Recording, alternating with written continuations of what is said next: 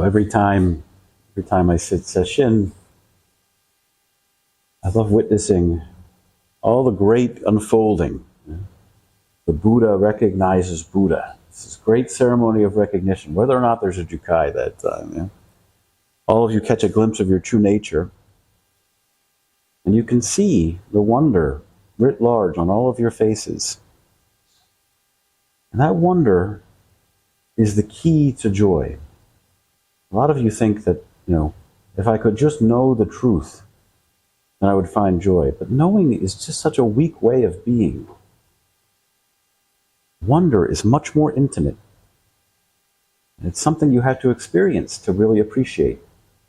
Because again, we've been conditioned into thinking that reason and knowing is the way we get close.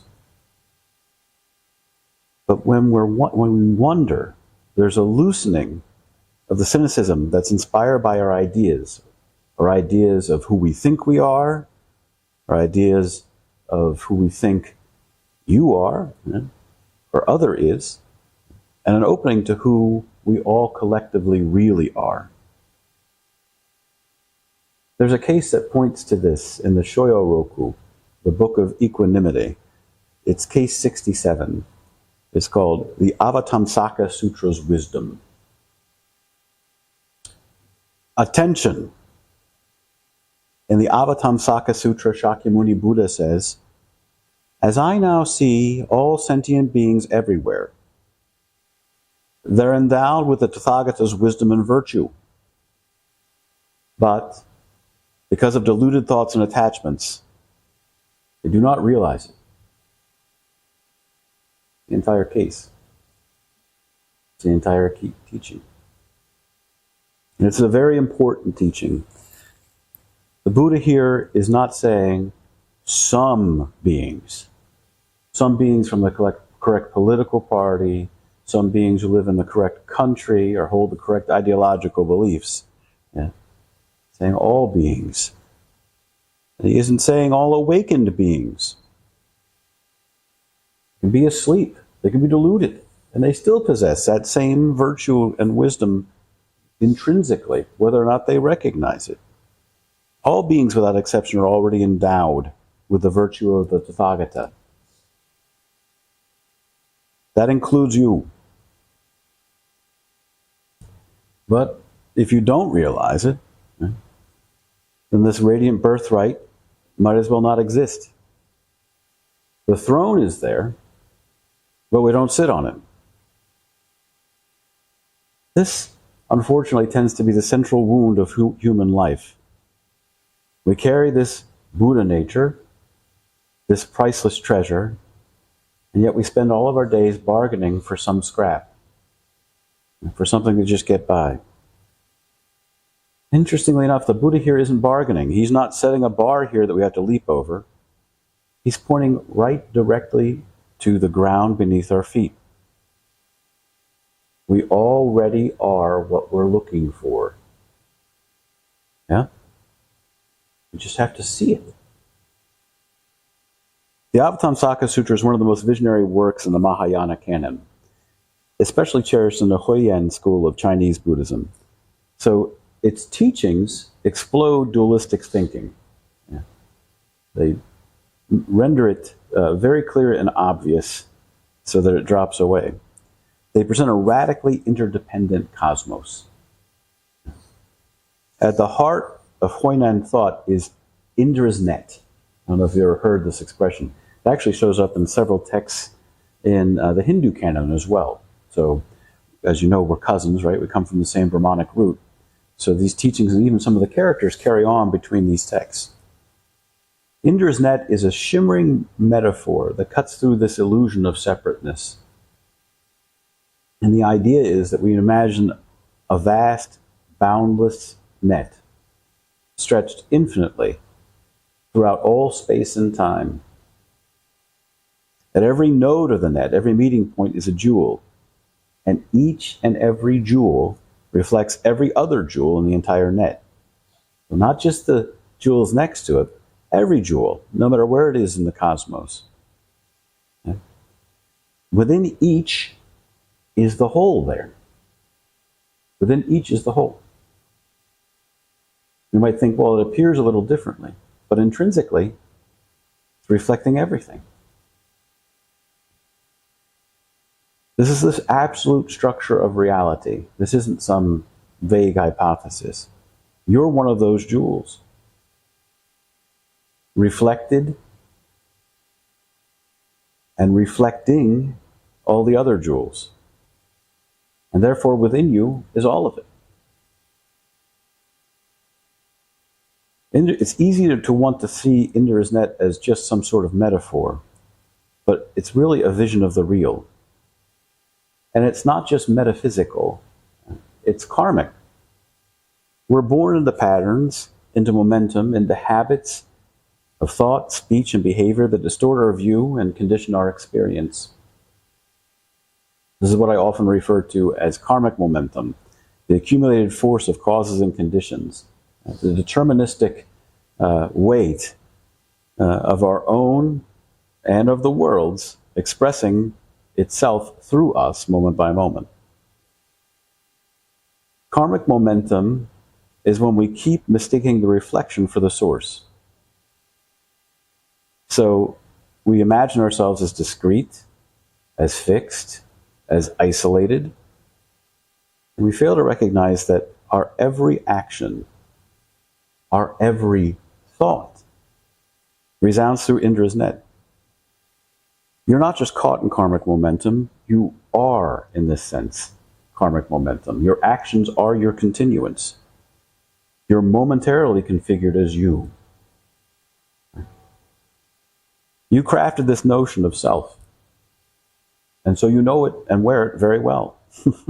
And that's why it's very hard to let go. You spend a lot of time on this thing. Some of us more than others, right? To forget the self, Dōgen says, is to forget the entire scaffolding we've built over countless eons to give ourselves a sense of stability and separation. It's that scaffolding of self that what hides our treasure. And we find it when it drops away. There's a wonderful parable in the Lotus Sutra. There's a poor man who visits a wealthy friend. And the wealthy friend wants to bring him out of his poverty, but he knows that the poor man would certainly resist charity. Yeah. So they go out drinking.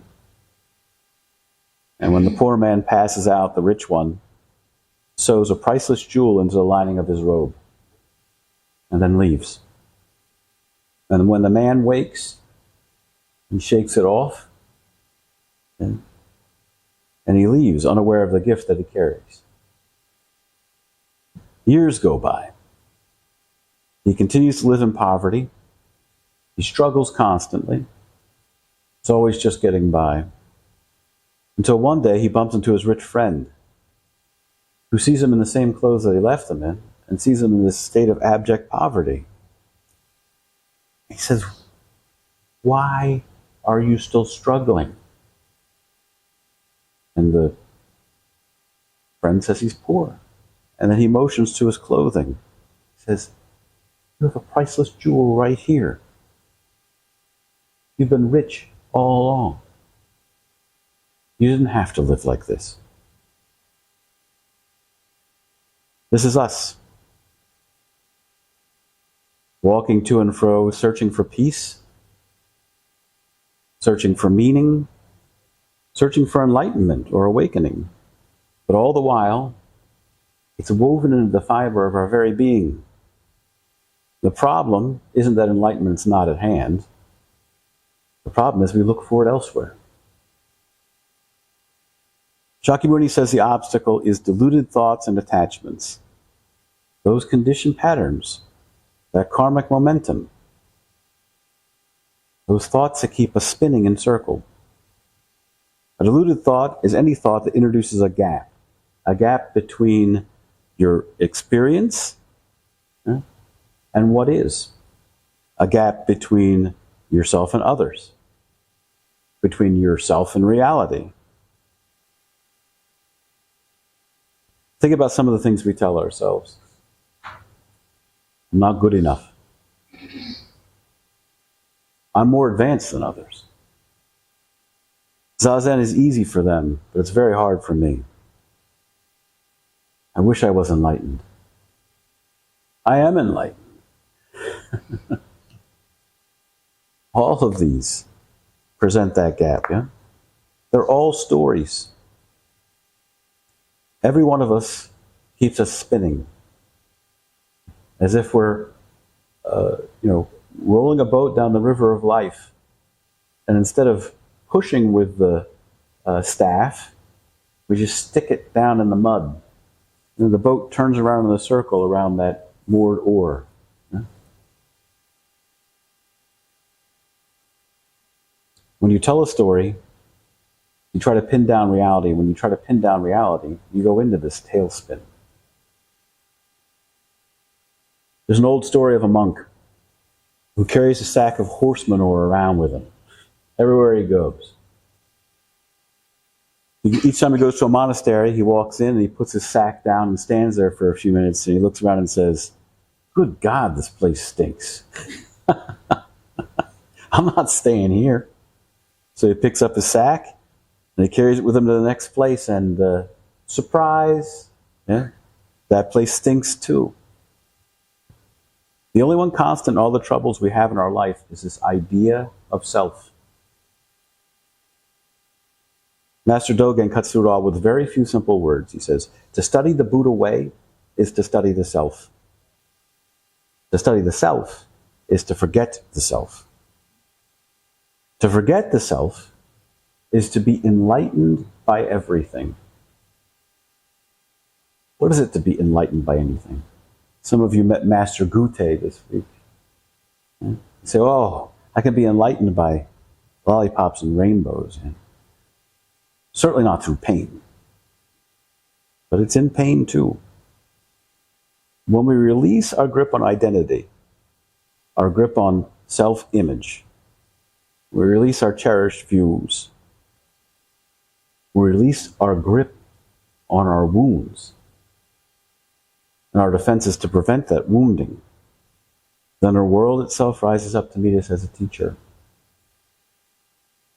The 10,000 dharmas, the myriad things, the infinite forms, all work directly with us to reveal our enlightenment.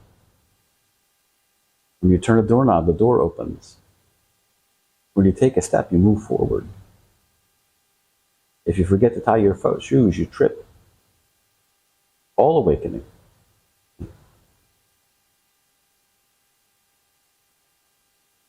Even the most painful experiences in our life can become a gate of liberation. What's interesting is that Dōgen doesn't stop here. You would think, oh, that's the path. He says, when you have this enlightenment, this practice enlightenment, right? Because practice and enlightenment can't be separate, then no trace of this enlightenment remains, and the traceless enlightenment is realized forever. There's no trace of enlightenment, but the traceless enlightenment continues forever. It's a wonderful way of putting it. When you think you've attained, put that down. When you think you've really messed up, put that down too. Yeah? When you do that, then you can experience this traceless enlightenment.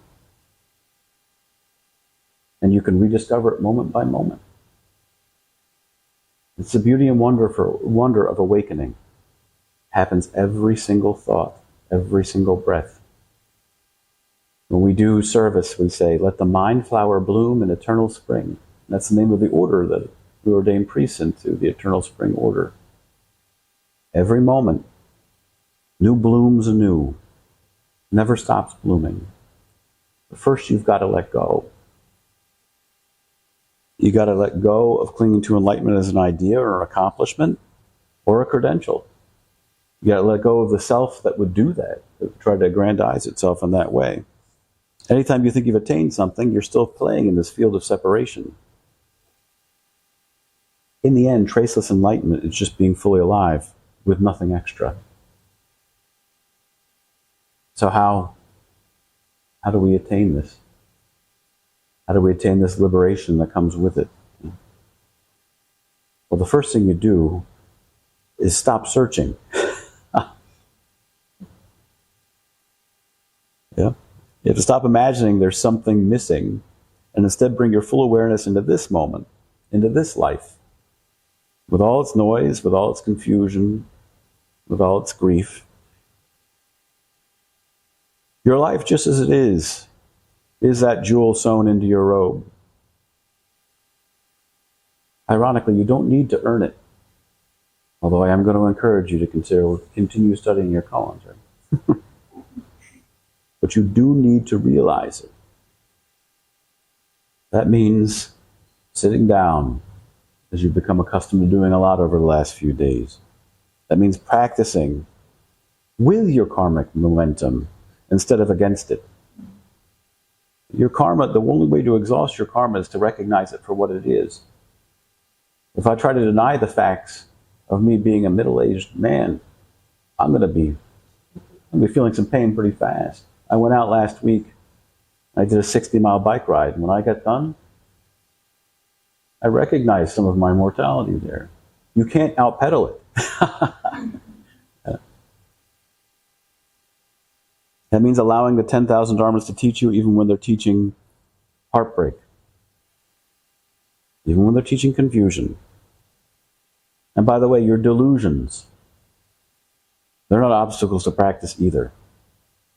For awakening to be an awakening, it must contain everything, which by definition means it also has to contain your delusions.